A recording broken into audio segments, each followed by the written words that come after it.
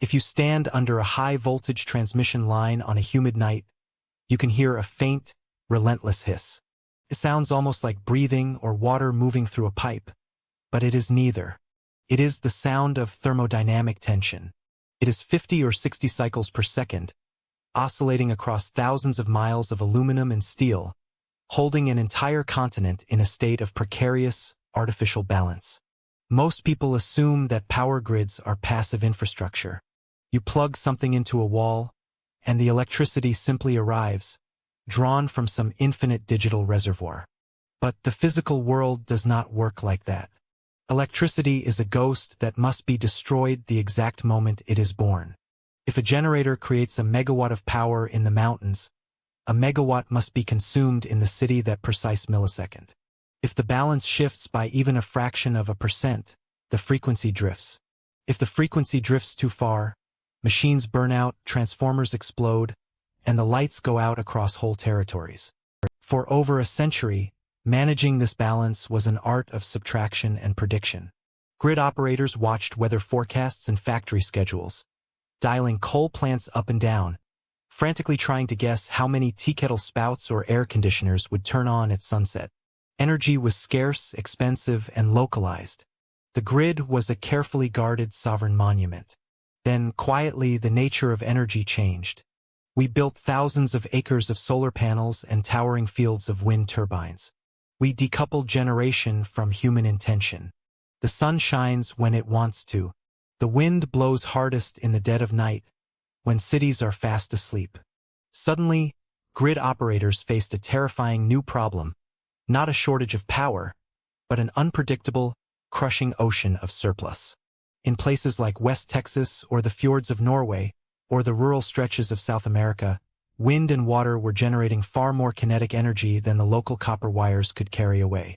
Power plants were forced to pay grid operators just to dump their electricity into the ground. Energy prices went negative. The physical system was overflowing with useless work. At the very same time, a completely separate world was emerging inside the silicon architecture of the Internet. It was a world obsessed with a new kind of digital real estate called Blockspace. To secure a decentralized ledger, thousands of computers were set to work solving arbitrary, computationally expensive mathematical problems.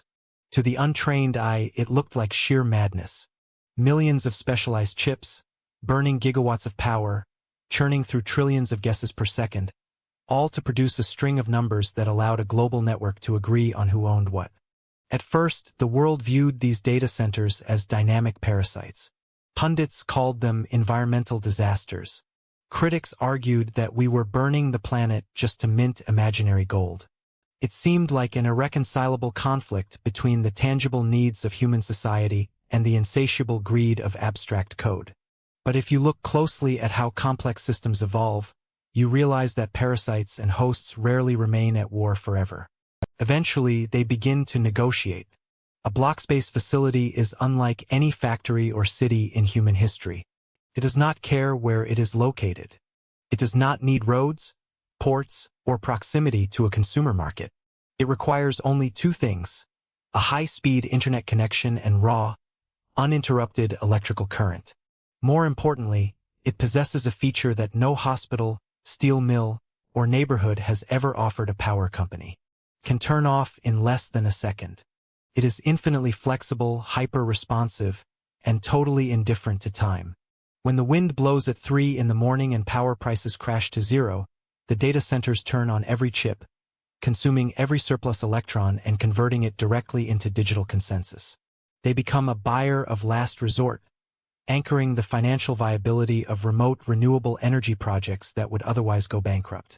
And when a heat wave strikes at 3 in the afternoon, and the city air conditioners threaten to collapse the regional grid, the operator sends a single digital signal. Within milliseconds, hundreds of megawatts of computing load disappear from the system.